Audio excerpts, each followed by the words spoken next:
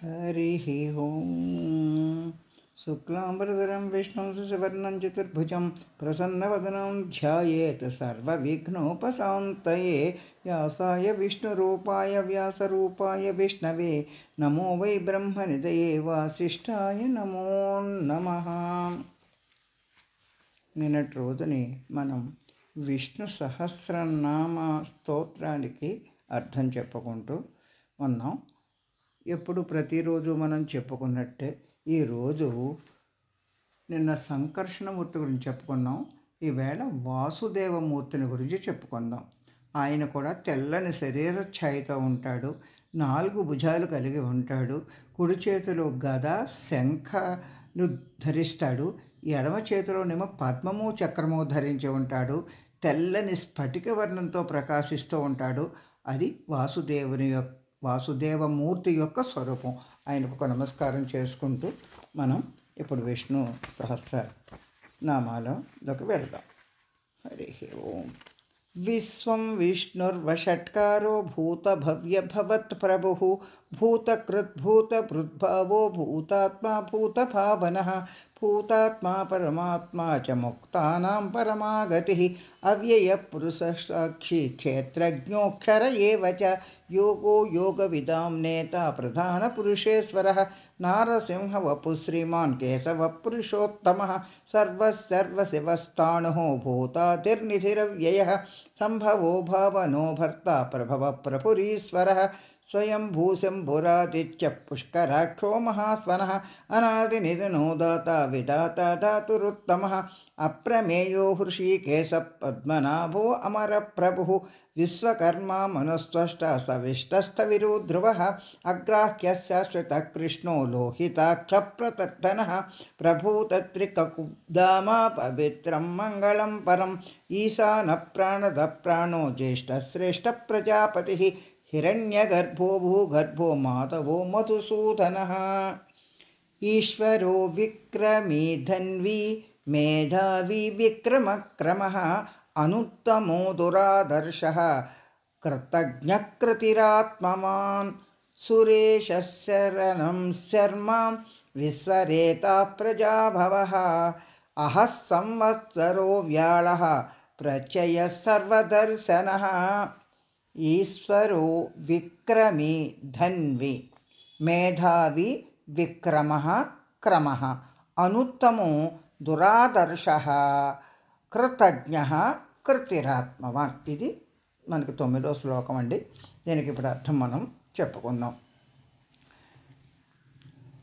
ఈశ్వరః, ఈశ్వర అంటే సర్వశక్తి సంపన్నుడు ప్రభు అని కదండి మనం అస్తమాట చెప్పుకుంటున్నాం. ఈశ్వర శబ్దానికి అర్థం ఈశ్వరః విక్రమీ తర్వాత నామం అంటే విశ్వమునంతా ఆక్రమించినవాడు, పరాక్రమం కలిగినవాడు అని చెప్పి అర్థం అండి. ధన్వి అంటే ధనస్సు ధరించి ఉన్నాడు అని అర్థం. మేధావి అంటే గొప్ప మేధావి అని అర్థం. విక్రమ అంటే సర్వ విషయాలు కూడా చక్కగా గ్రహణ శక్తి కలిగినటువంటి వాడని అర్థం అన్నమాట. ఇలాగా ఈ అర్థాలు చిన్నగా మనం అనుకుంటున్నాం.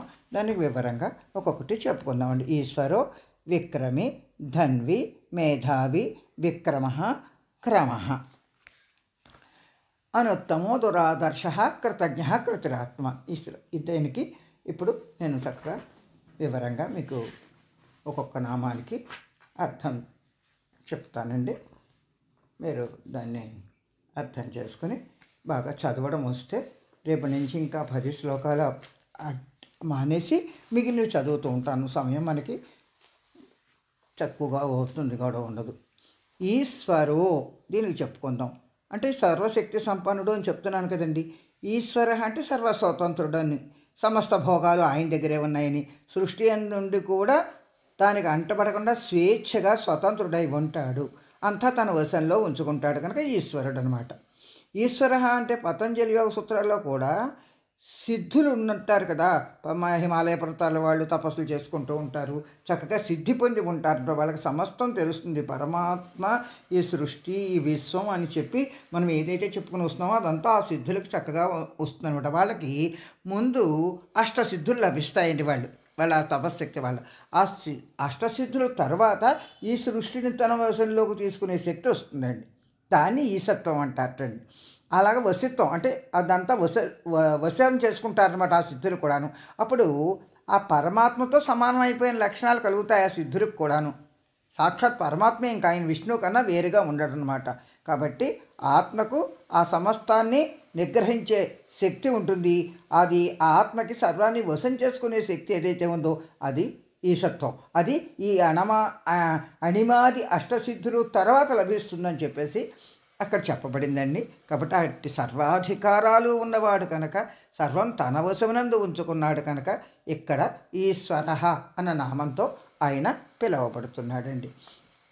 తర్వాత విక్రమి, రెండో నామం విక్రమి కదండి. తర్వాత ఈ శ్లోకంలోనూ విక్రమి అంటే విక్రమం అనగా శౌర్యం. ఆయనకి చాలా శౌర్యం అండి. తన సంకల్పానికి వ్యతిరేకంగా ఏమైనా జరిగిందంటే ఆయన తన పరాక్రమ స్వభావాన్ని చూపించి వాళ్ళని ఇది చేస్తాడు. తన సంకల్పానికి విరోధంగా ఏది జరగకూడదు. ఆయన సంకల్పం ఎలాగో అలాగే నడిపిస్తూ ఉంటాడు. అది భగవంతుడి యొక్క లక్షణం. అలాగా అసలు భగవత్ లక్షణం కలిగిన వాళ్ళు ఉంటారు. వాళ్ళు ఇప్పుడు దేవతలు అనుకోండి, వాళ్ళకి విరోధులు ఎవరు? రాక్షసులు. అప్పుడు ఈ సృష్టిలో ఆ రాక్షస బాధ కలిగినప్పుడు అలా ఆయన ఒక అవతారం ఎత్తి వాళ్ళని నశింపచేస్తూ ఉన్నారు కదండి. అందుకుని విక్రమి అంటే అలాగే కూడాను మనకి భగవద్గీతలో మనం చెప్పాను కదండి, వినాశాయచ దుష్కృతాం అంటే దుష్కర్మలు చేసే రాక్షస స్వభావం కలిగిన వాళ్ళని నాశనం చేస్తూ ఉంటాడు. అందుకని ఇప్పుడు కూడా ఉన్నారు అలాంటి స్వభావం కలిగిన వాడు. అలాంటి పరిస్థితి వచ్చినప్పుడు తప్పకుండా మనని కూడా రక్షిస్తాడు కనుక మనం ఈ నామానికి అర్థం చక్కగా చేసుకోవాలండి. తర్వాత ఇంకొక అర్థం కూడా ఉందండి. ఆక్రమించుకునేవాడు, ఆక్రమణ కలిగిన వాడు విక్రమి అని చెప్తారు. ఆక్రమణ అంటే వామనావతారం ఎత్తి 3 అడుగులు బలిచక్రవర్తి దగ్గర దానం తీసుకుని 3 అడుగులతోటి ఈ సమస్త బ్రహ్మాండాలన్నింటినీ ఆక్రమించేసుకున్నాడు కదండి. అందుకని విశేష ఆక్రమణ కలిగిన వాడు, అంతా ఆక్రమించేసుకున్న విక్రమేణ త్రయోలోక పురుషోస్తి సనాతన. ఎవరైతే 3 లోకాలని ఆక్రమించేసుకుని ఉంటున్నాడో అటువంటి పురుషుడు సనాతనుడై ఉన్నాడు అని ఈ మాటకు అర్థమండి. ఎవరి పరాక్రమం విక్రమం అంటే ఒకటి ఇక్కడ ఈ 3 లోకాలను ఆక్రమించుకోవడం అనమాట. అట్టి సనాతన పురుషుడు ఇక్కడ పరమాత్మ, ఈ విష్ణువు అని చెప్పడం అన్నమాట. అప్పుడు ఆక్రమణం అంతా తనకు వేరుగా ఉన్నదంతా కూడా తను ఆక్రమించేసుకుంటాడు, తనలో కల్పిస్తాం. ఉన్నదంతా తనలోనే కదా. ఇప్పుడు అక్కడ ఆ లక్షణాలతో ఆక్రమించుకునే దైవత్వంలో కూడా మార్చేస్తాటండి. అలాగే రాక్షస గుణాలు కనుక వాళ్ళల్లో ఉంటే ఆయన అలాంటి వాళ్ళని తన జ్ఞాన రూపంతో మార్చుకునేలాంటి లక్షణం కలిగిన వాడు కనుక ఇక్కడ విక్రమి. అది అయిపోయిన తర్వాత ధన్వి అనే నామం అండి. ధన్వి అంటే ధనస్సు కలిగిన వాడు. ఆయన చేతిలో ఉంది కదండి, ఆయన ధనస్సు ఉంటుంది కదా. ఆయన ధనస్సు పేరు సారంగం అని చెప్పుకుంటున్నాం కదా. ధనస్సు అని చెప్పడం చేత ఇక్కడ ఇంకా ఉన్న ఆయుధాలు కూడా ఉన్నాయని చెప్పడం. ఆయుధాలు ఉంటాయటండి ఆయన దగ్గర. తర్వాత మనం చెప్తాం దానికి కూడా. ఆ ఆయుధాలు ఇంద్రియ మనోబుద్ధులకు సంకేతం కనుక వాటిని ఇక్కడ అలాగే దాన్నే నియమిస్తటండి. అంటే ధనురాయుధ విగ్రహాహ అని చెప్పడం వల్ల ధనస్సు ధరించి నానా రూపములకు ఆ బాణాల దగ్గర వేస్తూ ఉండేవాడు కనుక పురుషోత్తముడు కనుక ఇక్కడ రాముడు కూడా అలాంటి వాడు కనుక ఆయన ధనస్సు కదా. ఆయనకి కోదండపాణి అని చెప్పుకుంటాం కదండి. ఆయన కూడా ఈ నామంలో రామ గురించి కూడా ధనస్సు అంటే కోదండం అంటే ఆయన చేతిలో ఉన్న ధనస్సుని చెప్పుకుంటాం. ఇక్కడ సారంగం అనే ధనస్సు కలిగిన వాడు అని అర్థం కూడా మనకు వస్తుంది. ఇంకా ఇంకొకటి కూడా చెప్పచ్చండి. ధనస్సు అంటే రామాయణంలో శివధనస్సు ఉంటుంది చూసారా. ఆ సీతాదేవిని స్వయంవరం అప్పుడు అక్కడ పెడతారు. అప్పుడు ఆ త్రేతాయుగంలో ఆ శివకేశవులకు ఒకసారి యుద్ధం జరిగింది. అప్పుడు ఆ శివుడు చేత ఆ శివుడు విష్ణువు చేతిలో పరాభవం చెందాట, ఓడిపోయాడు. ఈ శివధనస్సు అదేనండి, ఆ ధనస్సే శివధనస్సుటది. దాన్ని శతధన్వి అని కూడా పేరుతో పిలుస్తారండి. అలాంటి రుద్రుని జయించిన గొప్ప ధనస్సు కలవాడు కనుక ఇక్కడ ఈయనకి ఈ ధన్వి అనే నామం చెప్తున్నారండి. అదనమాట. ఇంకొకటి విధం ఆయుర్వేద శాస్త్రంలో ధన్వులు అనగా మన హృదయం నుండి శిరస్సు వరకు వ్యాపించే రక్తనాళాలని నాడులను కూడా ధన్వులు అంటూ ఉంటారండి. అందుకని ఆ అర్థం కూడా ఉంటుందండి దీనికి. తర్వాత నామం మేధావి. మేధావి అంటే గొప్ప మేధస్సు కలిగిన వాడు అన్నిటిని ధారణాశక్తి కలిగిన వాడు. అదే కదా అర్థం మేధస్సు అంటే మనకి. మేధా అస్యాస్థితి మేధావి. మేధ అనగా సహజమనకు సర్వజ్ఞత్వం, అన్నీ తెలియడం అనమాట. ఈ విశ్వజ్ఞానం అంతా కలవాడు కనుక ఆయన మేధావి అనగా చాలా తెలివైనవాడని అర్థం. అంతే కదండి సామాన్యంగా మనం చెప్పుకునే అర్థం. జీవుడు తల్లి గర్భంలోనూ పిండంగా ఉన్నప్పుడు మొదటగా పుట్టేది మెదడేటండి ఆ జీవుడికి. అట్టి బ్రహ్మస్థానం అది. ఆ మెదడు సృష్టించిన వాడేవాడు పరమాత్మ. అందుకని తాను గొప్ప మేధావి, మేధస్సు కలిగినవాడు అని ఈ నామానికి అర్థం చెప్పుకోవచ్చండి. ఇంకొక రహస్యార్థం కూడా ఉందండి. లౌకిక వ్యవహారాలన్నీ మనకు ఉంటాయి కదండి. అలాంటప్పుడు మనిషి యొక్క తెలివితేటలు ఉపయోగపడుతూ ఉంటాయి. అవి వాటిని ఉపయోగించుకుంటాం. ఆ దివ్య దృష్టి వంటి ఆధ్యాత్మిక విషయాలు గ్రహించేటప్పుడు కూడా ఆ మేధస్సును ఉపయోగించుకుంటాం. కాబట్టి జీవునికి బొడ్డులో నుండి సూక్ష్మ శరీరంతో ఓ లింక్ ఉంటుందండి. దాని చివర విరాట్ గోళం అనబడే ఓ జ్యోతి రూపంలో జీవుడు వెలుగొందుతూ ఉంటాడట. విష్ణువు యొక్క నాళం నుండి కూడా ఆ కమలంలో బ్రహ్మదేవుడు ఉన్నాడు కదండి. అలాగే అనమాట. అలాగా దానివల్ల తెలివైన వాడంటే బ్రహ్మజ్ఞానం పుట్టించేవాడు కనుక ఈ భగవంతుడికి మేధావి అనే నామం ఇక్కడ సార్థకమైందని మనం చెప్పుకుంటున్నాం అనమాట అండి.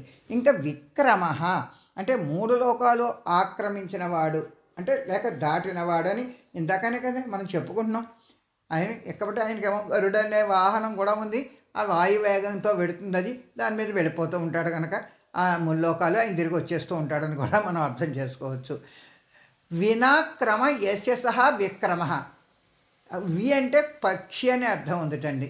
అలా ఆ పక్షి మీద ప్రయాణించేవాడు, వేదమయుడు, అన్నీ తెలిసినవాడు, గరుడు వాహనంగా కలిగిన వాడని కూడా అర్థం చెప్పుకోవచ్చుట. విక్రమ విశేషమైన పరాక్రమం కలిగిన వాడని అర్థం కూడా చెప్పుకోవచ్చుట. ఇది విశేషమైన క్రమం కలిగిన వాడని. విష్ణు భగవానుడు త్రివిక్రవతారంలో విశ్వమంతా వ్యాపించి 3 పాదములతో మొదటిది క్రమము, రెండవది విక్రమము, 3వ పాదం పరాక్రమం అనమాట. ఇలాగ 3 పాదాల చేత త్రివిక్రముడు అనబడ్డట్టండి. ఇదొక అర్థం. ఇక ఒక రహస్యార్థం కూడా ఉందిట. అణువునకు వామనుడు అని పేరుందిటండి. విశ్వవ్యాప్తి అయిన ఆ పరమాత్మకి విరాట్ అనే పేరు చెప్పుకుంటాం మనం.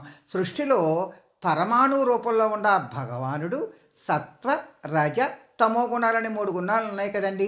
ఆ 3 గుణాలతో విష్ణు బ్రహ్మ రుద్ర కణాలు ప్రతి అణువులోనూ ఉంటాయి. ఇవియే విష్ణుదేవుని యొక్క 3 పాదాలను కూడా చెప్తారట. ఇక 3వ అర్థం వామనుడు బలి చక్రవర్తిని ఆదించి ఇందాక చెప్పాను కదండి. 3 పాదాలు అకార ఉకార మకారాల రూపంలాగా సృష్టిలో ముల్లోకాలను వ్యాపించే అని చెప్పుకోవడం కూడా మనకి అర్థం ఇందాకనే చెప్పాను మీకు. దీన్ని తెలిసినవాడు కనుక ఆయనకి విక్రమ అనే నామం సరిపోతుందండి. అనగా అహంకారం ఆయనకి, మన అహంకారాన్ని బలి చేయాలి ప్రతి జీవుడు కూడా. అప్పుడు మనకి ఆ స్వార్థ చింతన పోతుంది. అలా చేయడమే ఇక్కడ బలి చక్రవర్తి. ఆయన యొక్క దానం పట్టడం అంటే మనం ఆయన తల మీద పాదం పెట్టారని చెప్తాం కదండి. అలాగే కూడా మనం కూడా బలిచక్రవర్తిలాగా మన అహాన్ని ఆయనకి అప్పచెప్తే మన మేధస్సుని ఆయన మేధస్సుకి జోడించి మనని నడిపిస్తాడు కనుక అలా బద్ధుడైన ఈ సంసార చక్రంలో బద్ధుడైన మన జీవులన్నీ కూడా మన అహంకారాన్ని బలి ఇచ్చి ఆ పరమాత్మ యొక్క 3వ పాదమైన బ్రహ్మపదం తప్పకుండా చేరుకోవాలని కూడా ఒక అర్థం చెప్తూ ఉంటారండి. ఆ 3వ పాదం మన సహస్రారం మీద ఉంటుందన్నమాట అక్కడ. అయితే ఇదే బలి తలపై అనుగ్రహించిన పాదంగా మనం భావిస్తాం అన్నమాట.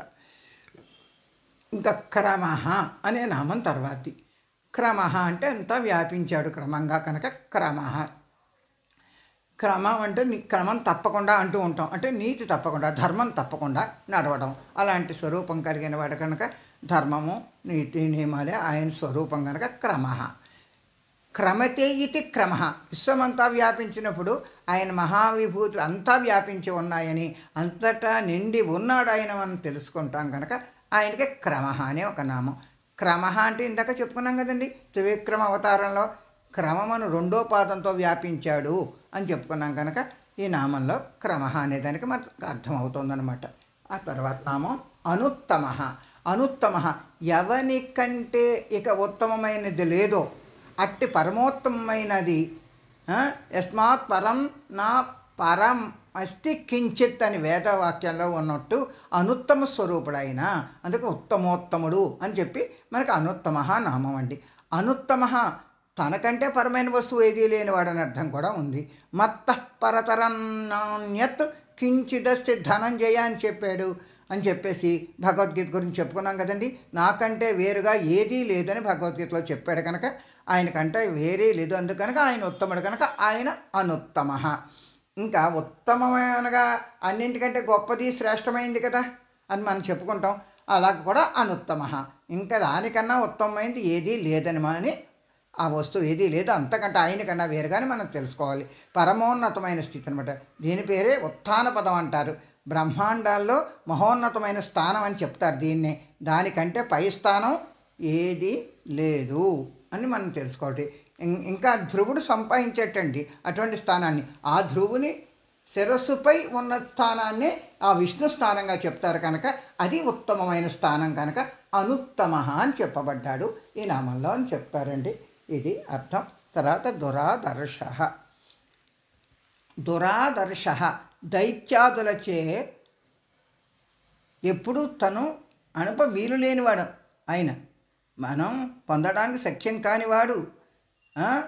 దురాదర్శ అంటే చలించనివాడు, దుర్గుణముల చేత అంటబడినవాడు, దుఃఖము చేత సృష్టింపబడినవాడు, ఆనంద స్వరూపుడు, గంభీరమైనవాడు, మహాసముద్రం వలె అంతు తెలియని లోతైనవాడు, అంటే అంతు తెలియని జ్ఞాన సంపన్నుడు అని మనం తెలుసుకోవాలన్నమాట అండి. అనగా దురాదర్శ అనగా ఎదిరించుటకు ఎవరి వల్ల శక్యం కానివాడు పరమాత్మ అని తెలుసుకోవాలి. ఎందుకనగా ఎదిరించడం, పోరాడడం, జయించడం అవన్నీ కూడా క్రోధం, అహంకారం, రాగం ఇలాంటి జీవుల యొక్క లక్షణాలు. మనం ఎప్పుడూ కూడా భగవంతుని ఎదిరించలేం. భగవత్ లక్షణాలు కావవి. అట్టి 3 జీవలక్షణాలై అహంకారం చేత 3 రాక్షస జన్మలు ఎత్తి జయ విజయులు కూడా పరమాత్మని జయించలేకపోవడం దురాదర్శ అన్న నామానికి కొంచెం మనం అర్థంగా కూడా చెప్పుకోవచ్చు. కేవలం పౌరుషం చేత జయింపనలవి కానివాడు, పౌరుషమునకు వ్యతిరేకములైన సర్వసమర్పణ బుద్ధులు కలిగినవాడు. శరణాగతితో మాత్రమే మనం జయించగలం అని ఆ విషయం మనం తెలుసుకోవాలి. ఆయన అదే ఇక్కడ దురాదర్శ అన్న పదానికి నామానికి అర్థం. కృతజ్ఞ తర్వాత నామం అండి కృతజ్ఞ. కాబట్టి జీవుల యొక్క పాపపుణ్యాలు తెలిసినవాడు.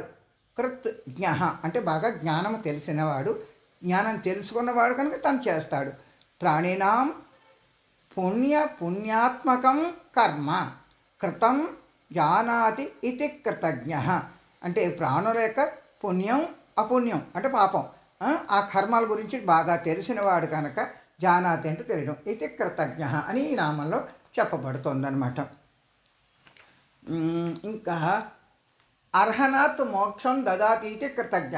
పూజించటం వలన మనకేం కావాలో అవన్నీ ఇవ్వడము, తర్వాత మోక్షాన్ని ఇచ్చేవాడు కనుక కృతజ్ఞత. అందుకనే కదండి మనం కూడా భగవంతుడి పట్ల కృతజ్ఞతాభావంతో ఉండాలి. కృతం జ్ఞానాతీతి కృతజ్ఞ. ఆత్మలు కోట్లు ఉన్నాయి, మనకు తెలిసిన కదా, లెక్క ఏం లేవు వాటికి. తన విషయం అన్ని జీవరాశుల్లోనూ ఉన్న ఆత్మ ఆయనే. అది ముందు మనం తెలుసుకుంటాలి. ఏదైనా మనం కొంచెం సుకృతం చేసుకుని ఉంటే దానిని ఆయనకు తెలుస్తుంది కదా.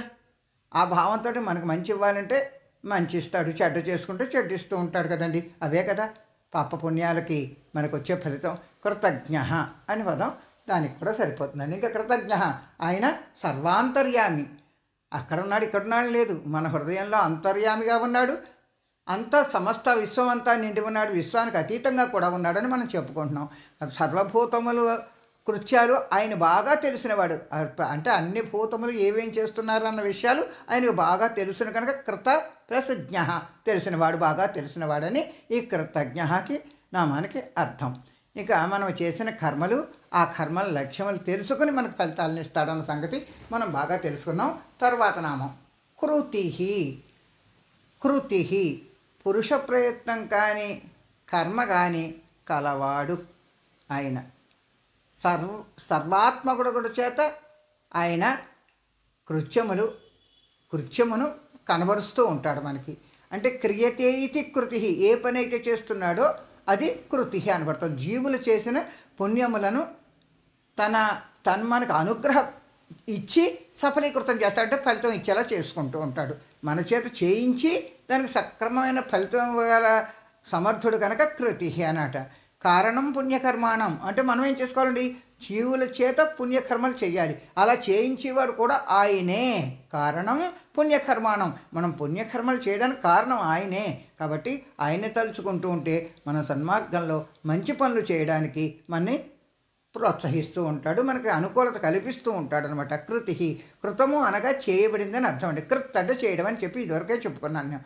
జీవుడు అయ్యేవాడు కర్మలు చేస్తూ ఉంటాడు, భగవానుడు ఆ కర్మలకి సృష్టికర్త ఆయనే. అదే ఇక్కడ కృతి అన్న నామానికి అర్థం అండి. ఇంకొక విశేషార్థం కూడా ఉంది. ఏమిటంటే జీవులు చేసుకునే కర్మ, ఈ కర్మ వల్ల ఫలితం దానివల్లే పుడుతూ ఉంటుందండి. మనం చేసుకున్న పాపకర్మ అయితే పాపం, పుణ్యకర్మ అయితే పుణ్యం, అలా వస్తూ ఉంటుంది. ఈ జీవుడు తానుగా ఈ కర్మని ఎప్పుడూ జయించలేడు, దాటలేడనమాట. ఈ కర్మల్ని తప్పకుండా ఆచరిస్తూనే ఉంటాడు. కాబట్టి భగవానుడే ఆ దుష్కృతి నుంచి మనకి పోగొట్టి దాటించి సుకృతి ఇస్తాడు, మంచిని వైపుకి నడిపిస్తాడు. అనగా జీవుల యొక్క ఆ పాప పుణ్యాలని నశింపజేసి చక్కగా వారికి మోక్షం అనే పరమపదాన్ని కూడా ఇవ్వగలడు కనుక ఇక్కడ అంటే దాన్ని ఏమంటే నిష్కృతి అంటారనమాట, అలాంటి దాన్ని. అందుకని ఇక్కడ కృతి అనే నామం ఆయనకి సరిపోయిందండి. ఈ విధంగా జీవుల కర్మలు చేయించడం, వాడి కర్మలను సృష్టించుట, ఇది కృతి అనమాట. దీనికే ఉపనిషత్తులో కృతస్మరహ అని ఒక వాక్యం కూడా చెప్తూ ఉంటారండి. ఇంకా తర్వాత నామం ఆత్మవాన్. ఆత్మ అంటే ఈ మహిమ, చాలా గొప్ప మహిమ కల ఆత్మవాన్, ఆత్మస్వరూపుడై ఉన్నాడు, ఆత్మయందే నిలిచి ఉంటాడు కనుక ఆత్మవాన్ అని చెప్తున్నాం. ఎన్నో ఆత్మలు మనం ఏమనుకుంటామండి, నీదో ఆత్మ నాదో ఆత్మ వేరే ఇంకోటి ఆత్మ ఇలాగా అంతా వేరువేరుగా ఉన్నాయనుకుంటాం. కానీ ఒకే ఆత్మస్వరూపుడు అని చెప్పుకుంటున్నాం. ఆత్మలను కలవాడు, ఇన్ని ఆత్మలు కలవాడని చెప్పుకోవచ్చు అనమాట. ఆత్మవాన్ అంటే చాలామంది ఆత్మలు ఉన్నాయి కనుక అవన్నీ ఒకే ఆత్మ కనుక అలాంటి ఆత్మలన్నీ కలిగిన వాడు ఆయనే కదా, ఆత్మస్వరూపుడుగా అందరిలోనూ ఉన్నాడు. అందుకే ఈ ఆత్మలు అన్నట్టుగా ఆయనే యజమాని ఉన్నాడు కనుక ఇక్కడ ఆత్మవాన్ అనమాట. చాలా ఆత్మలు కలిగి ఉన్నవాడు అని అర్థం. క్షరపురుషుడు అంటే నశింపు లేదు ఆయనకి, కానీ అందుకనే అక్షర పురుషుడు అని చెప్తాం మనం. మనకి నశింపు ఉంది కానీ ఆయనకి నశింపు లేదు. అందుకనే ఆత్మ ఎప్పుడు నశించదు అని చెప్పుకుంటాం అన్నమాట. కాబట్టి ఆ అక్షర పురుషులకు అతీతమైన స్థితిలో ఉన్న ఆ పురుషోత్తముడు కనుక ఆయనకి మళ్ళీ పుట్టడం మళ్ళీ రావడం అంటే పునరావృత్తి అంటారు దీన్ని, తిరిగి రావడం అనమాట. అలాంటిది ఏమీ లేదు కనుక మోక్ష పదం ఉంటుంది కనుక ఇలాంటి వాళ్ళకు కూడా అలాంటి మోక్షాన్ని ఇస్తాడు కనుక ఈ ఆత్మలకు కూడా ఆత్మసిద్ధిని కలుగజేసేవాడు కనుక ఆత్మవాన్ అని చెప్పాం. అంటే ఈ ఆత్మ ఎక్కడుందండి, సర్వత్రా వ్యాపించి ఉంది, సర్వజీవుల్లోనూ ఉంది, అంతటా ఉంది. ఆయన ఏకైక స్వరూపుడుగా ఆత్మస్వరూపుడుగా ఉన్నాడు కనుక ఆత్మ ఉన్నాడని ఆత్మవాన్ అని చెప్పచ్చు. ఆ భగవంతుడు కస్మిన్ ప్రతిష్టయతి అని శృతివాక్యం ఉంటుంది, వేదాలు చెప్తున్నాయట. భగవంతుడు దేని యందు వ్యాపించి ఉన్నాడు, అన్నింటి యందు వ్యాపించి ఉన్నాడు. అందువల్లనే ఆత్మవాన్, ఆత్మవంతుడు. లేక సర్వాత్మకుడు అంటే అంతా తానే అయి ఉన్నాడు. సర్వాత్మ ఎందు ఉన్నవాడు తానే అని చెప్పుకోవడానికి సర్వాత్మకుడు అని కూడా చెప్పుకుంటూ ఉంటామండి. ఇంకా ఈ శ్లోకం ఇంతటితోటి అయ్యింది. రెండో శ్లోకానికి పెడుతున్నాను. తర్వాత సురేశ శరణం శర్మ విశ్వరేత ప్రజాభవ అహ సంవత్సరో వ్యాళ ప్రత్యయ సర్వదర్శన. సురేశ, సురులు అంటే దేవతలు, ఈశ అంటే ప్రభువు, సురేశుడు. శరణ కొన్న వాళ్ళకి ఫలితాన్ని ఇస్తాడు ఆయనే దిక్కన్నప్పుడు. శర్మ అంటే శమింపజేసేవాడు. విశ్వమునకు రేతస్సుగా ఉన్నాడు. ప్రజాభవ, ప్రజలను భవ పుట్టుక కారణమైనవాడు. అహహ అంటే పగలు, సంవత్సరం అంటే సంవత్సరం, ఒక సంవత్సరం. వ్యాళ అంటే పాము అని అర్థం అండి.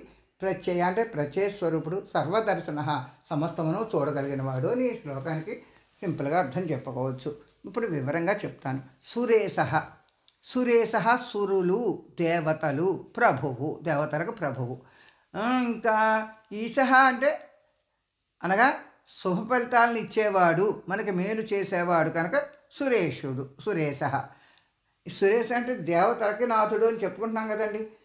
అలాగని మనకు కాదా అంటే మనకి కూడా ఆయన దేవతలకు ఒక్కరికే అని చెప్పారంటే ఇక్కడ బ్రహ్మాదులు వీళ్ళందరూ దేవతలు అనమాట. మనం మామూలు నరులం, మనకి ఫలితం ఇస్తాడు, మనకి క్షణమాత్రలోనే ఇచ్చేస్తాడు. వాళ్ళకి చాలా కష్టపడాలి పాపం, తపస్సులు అవి చేసి ఆయన పొందాలంటే వాళ్ళకి చాలా కష్టం.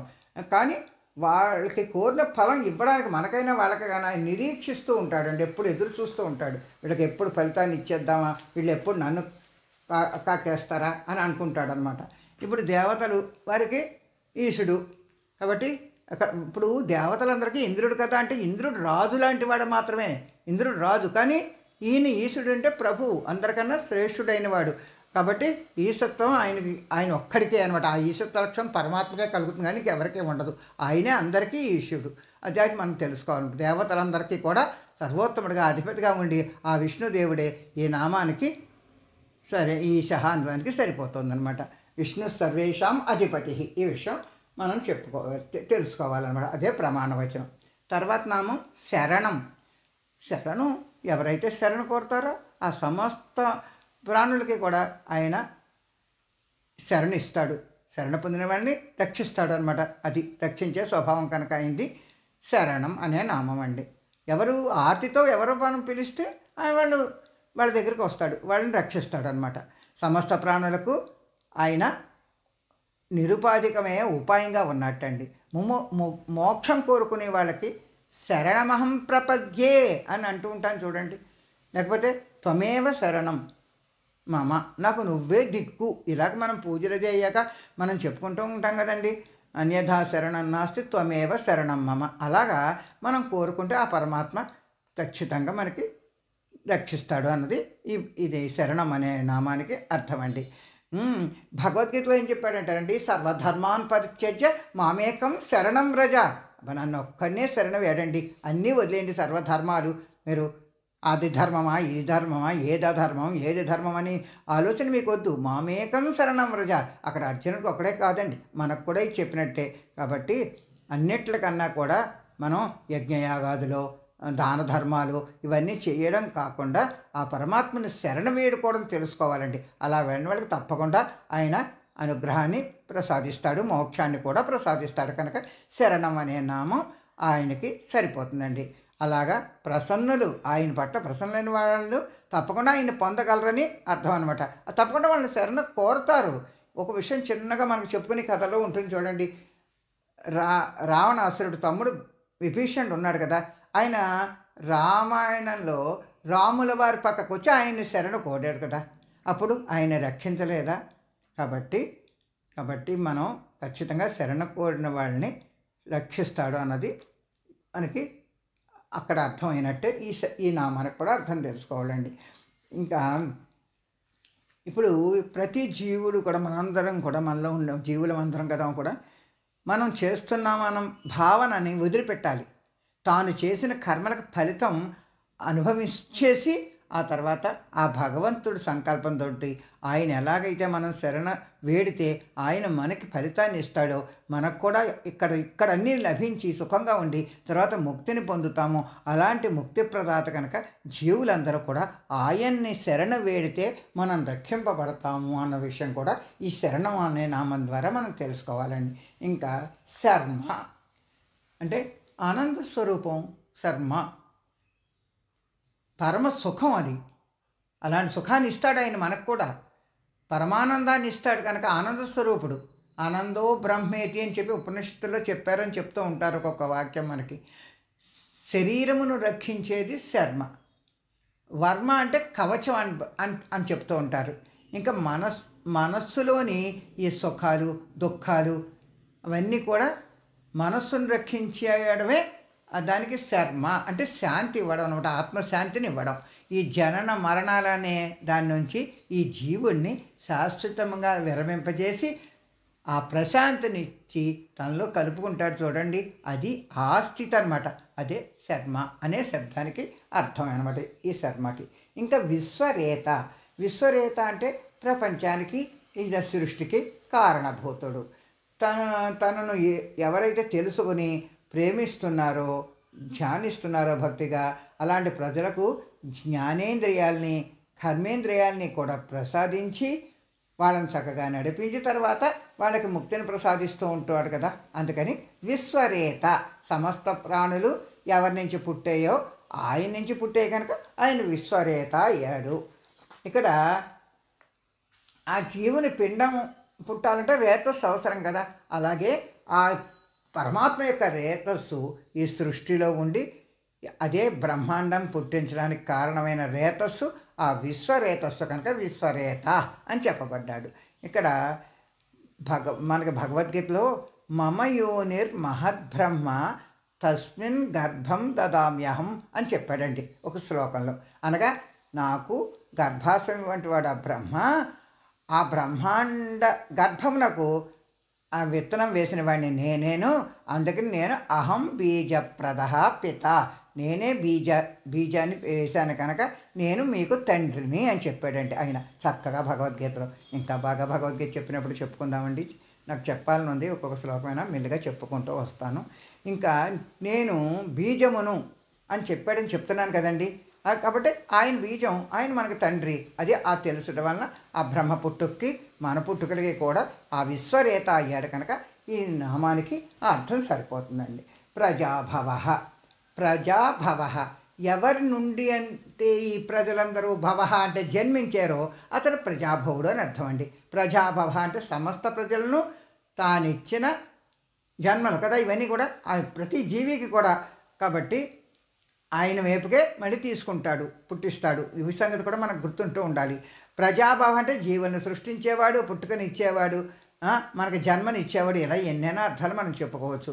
తానిచ్చిన ఆ ఇంద్రియం మనస్సులనే ఉపకరణాల చేత మనం తెలుసుకొని ఆయన్ని శరణాగతి వేడుకుంటూ ఉండాలని మీకు ఇప్పటికే అర్థమై ఉంటుంది. ఆహాహా ఇంకా తర్వాత నామం. అహహ అంటే అనాదియగు మనకి అవిద్య ఉందండి. మనకి ఆ చీకటి పోగొట్టి పగలు వస్తుందండి. అహహ అంటే అసలు పగలు అని అర్థం. అనగా మనలో ఉండే చీకటిని పోగొట్టి కూడా మనకి జ్ఞానాన్ని ప్రసాదించే స్వరూపంగా ఉన్నవాడు కనుక అహహ అంటే పగలు అని స్వరూపం, మనకి వెలుగు.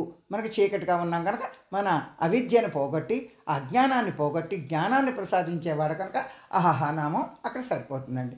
ఇంకా సంవత్సరో అంటే సంవత్సరం అంటే తెలుసు, మనం క్యాలెండర్ పట్టుకున్నాం అంటే జనవరి 1వ తారీఖు నుంచి సంవత్సరం అంటాం, లేదా మన ఉగాది నుంచి మొదలుకొని 12 నెలలకి ఒక సంవత్సరం అంటాం. ఇది సంవత్సరం అని మనకు తెలుసు.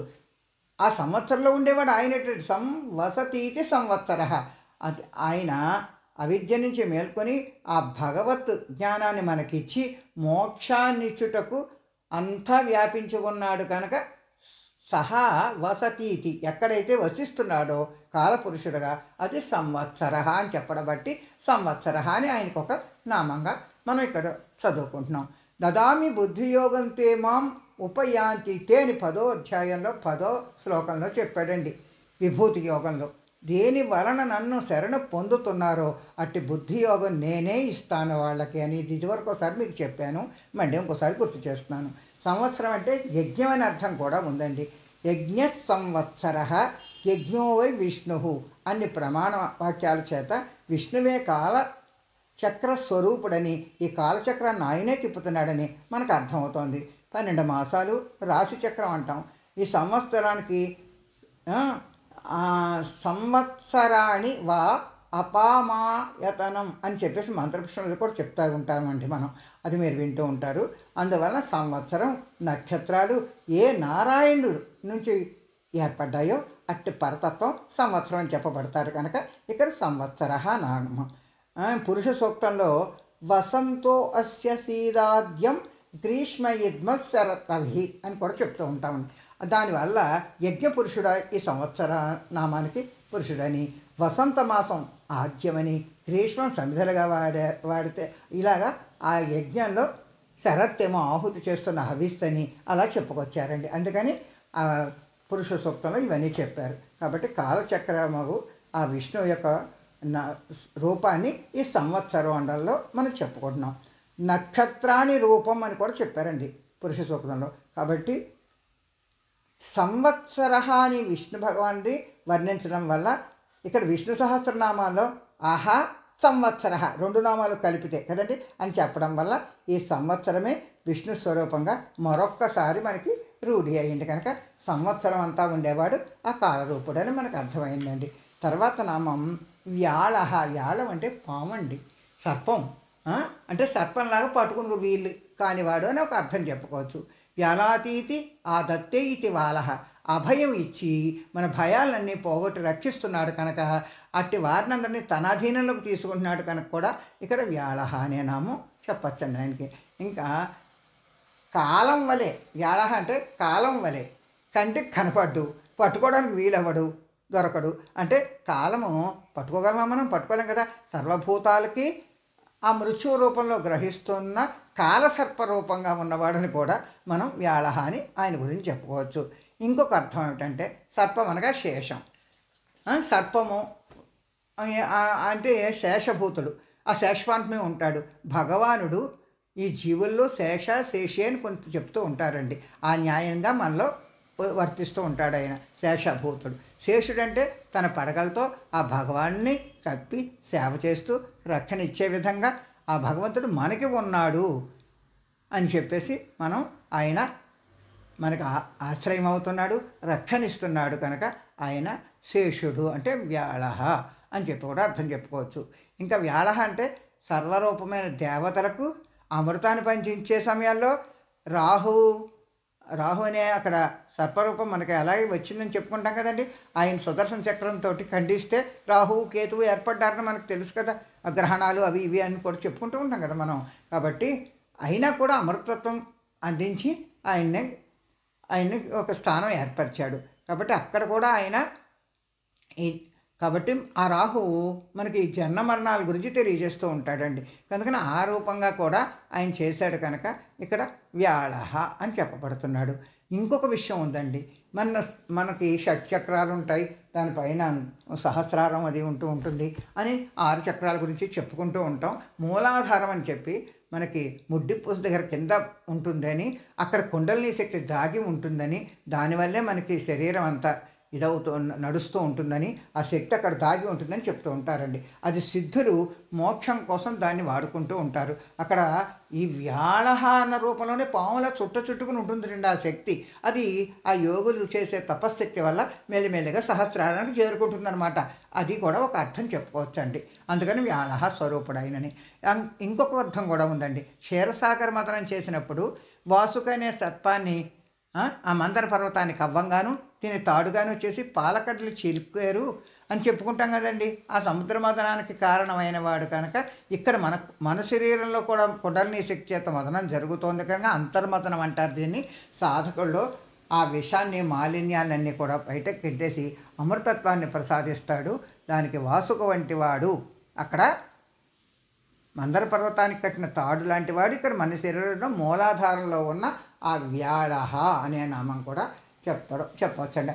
ఆ మూలాధారంలో ఉండే దానికి గణేశుడండి. ఆ గణేశుడి పరంగా కూడా ఒక అర్థం చెప్తారు. ఎందుకంటే ఈ కారణం చేత గణేశుడు అంటే గణపతి సర్పం యజ్ఞోపవీతంగా ధరించాడని కదండి మనం ఆ కథలో చెప్పుకుంటూ ఉంటాం. ఆ యజ్ఞోపవీతం బ్రహ్మసూత్రం అంటారు కనుక అది కూడా వ్యాళం అంటే బ్రహ్మము అని కూడా ఒక అర్థం ఉందని చెప్పుకోవచ్చు. ఈ రకంగా దీన్ని మనం తెలుసుకున్నాం కనుక తర్వాత నామానికి వెళదాం.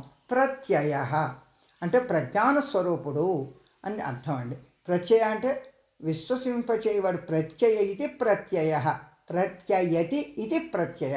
ఈ ఈవులకు తన యందు విశ్వాసము కలిగింపచేస్తాడు, నమ్మకం కలిగింపజేస్తాడు. భగవంతుడు ఉన్నాడనే నమ్మకాన్ని మనకు కలిగింపజేస్తాడు.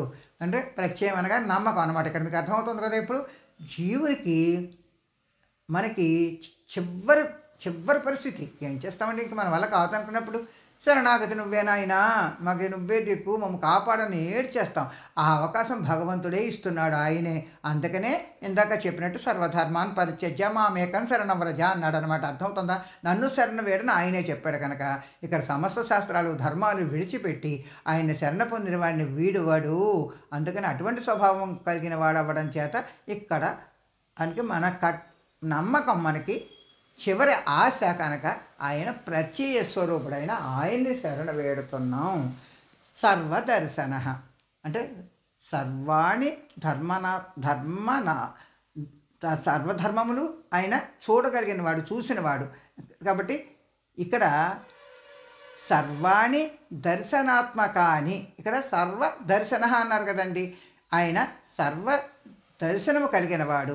అక్షీణి యస్య సహ సర్వదర్శన సర్వాత్ ముక్తాత్ విశ్వతః చక్షు విశ్వాక్ష. అంటే సర్వవ్యాపకత్వం ఉంది కదండి, అంతా వ్యాపించి ఉంటాడు కదా, కాబట్టి సర్వమును చూడగలడు కదా. విశ్వతః చక్షు విశ్వత స్పాత్ అని చెప్పి మనకి దాంట్లో కూడా చెప్పుకుంటాం కదా, విశ్వం అంతా పాదాలు, విశ్వం అంతా కళ్ళు అని కూడా అలా అంతటా వ్యాపించి ఉన్న విశ్వస్వరూపం గురించి మనం ఎన్నోసార్లు చెప్పుకుంటున్నాం కదండి. అని అన్ని వేదాలు చెప్తున్నాయని చెప్పాం, పురుష సూక్తంలో చెప్పాం. అలాగా మనకి సర్వమును చూస్తూ ఉంటాడు కనుక సర్వదర్శన, సమస్తమును దర్శింపచేయువాడు కనుక సర్వదర్శన అదనమాట దానికి అర్థం. ఇక్కడ సర్వవ్యాపకుడు అనగా ఆత్మదర్శనం ప్రసాదించడం వల్ల భగవానుడు జీవులకు సర్వంగా దర్శనమిస్తున్నాడు. అదే మనకి దర్శనం అనగా కన్ను అనమాట. పురుష సూక్తంలో చెప్పినట్టు సహస్రాక్ష అని చెప్పడం వల్ల అనేక వేల కన్నులు ఉన్నాయని చెప్పి వర్ణించినాడు కనుక అన్ని చోట్ల నేత్రాలు కలిగి ఉన్నవాడిగా మనకు అర్థమవుతున్నాడు. ధర్మం అనగా సాక్షాత్కారం, సర్వం అనగా విశ్వం లేక సమస్త బ్రహ్మాండము సృష్టి అంతయు. కాబట్టి మనకి ఈ సృష్టి అంతా సర్వదర్శనముగా ఉన్నాడు కనుక విశ్వరూప విరాట్ పురుషుడయ్యి సర్వము ఆరూపంతో మనకు దర్శనమిస్తున్నాడు. ఈ విశ్వరూపంలో ఆత్మసాక్షాత్కారం దాటి పరమాత్మ సాక్షాత్కారం ప్రసాదించేవాడు కూడా కనుక సర్వదర్శన అని చెప్పబడుతున్నాడు అని మనం చెప్పుకోవచ్చండి. ధర్మం అనగా శాస్త్రం, షడ్ దర్శనాలు, ఇలాగా శాస్త్ర ప్రమాణాలు ఆ పరబ్రహ్మనే నిరూపిస్తున్నాయి. కాబట్టి అటువంటి శాస్త్రాల చేత మనకి సర్వదర్శన అని చెప్తున్నాడు. అలా ఒక గ్రంథమే కూడా ఉందండి, సర్వదర్శన సంగ్రహం అని ఒక గ్రంథం కూడా ఉందండి. దానికి జపం చేసుకునే సమయంలో మంత్రం దర్శనం ఇచ్చినట్టు మంత్రరూపణ దర్శనం ఇస్తున్నాడు కనుక సుదర్శనం ఉన్నవాడు కనుక సర్వదర్శన అందరికి కూడా అలా ఇస్తాడు కనుక అది కూడా మనకు చక్కగా అర్థం సరిపోతుందండి. సర్వ విధముల తర్క న్యాయ మీమాంస ఇలా అని చెప్తూ ఉంటారు చూడండి. వీటిలన్నింటి యందు నిరూపింపబడుతున్నాడు కనుక సర్వదర్శనములకు సాక్షిభూతుడిగా ఉన్నాడు కనుక ఆయన సర్వదర్శన. ఎక్కడ పడితే అక్కడ దర్శనం ఇస్తాడు. ఇదివరకు చెప్పుకున్నాం కదా, స్తంభంలో దర్శనం ఇచ్చాడని చెప్తున్నాం కదా. కాబట్టి అలాగా ఎవరికైతే వాళ్ళకి ఎక్కడ కావాలంటే అక్కడ వాళ్ళు చేసుకునే దాన్ని బట్టి వాళ్ళకి సాక్షాత్కారం ఇచ్చి వాళ్ళకి ఆ అనుభూతిని కలగజేస్తాడు కనుక ఆ ఒక్కటి తెలిస్తే మనకి సర్వదర్శకుడు అన్న విషయం తెలిస్తే మనం జాగ్రత్తగా ఉంటున్నాం, ఆయన చూడటం లేదులే అని అనుకోకుండా. కాబట్టి మనకి దర్శనము ఇవ్వగల శక్తి సంపన్నుడు కనుక సర్వదర్శన అంటే అంతా చూస్తూ ఉన్నాడు అని అర్థం తెలుసుకోవాలండి. ఇక్కడికి చాలా సమయం అవుతుంది, ఇక్కడ నేను ఆఫ్ చేస్తాను. తర్వాత మిగిలినది రేపు చెప్పుకుందాం. సర్వం కృష్ణార్పణమస్తు.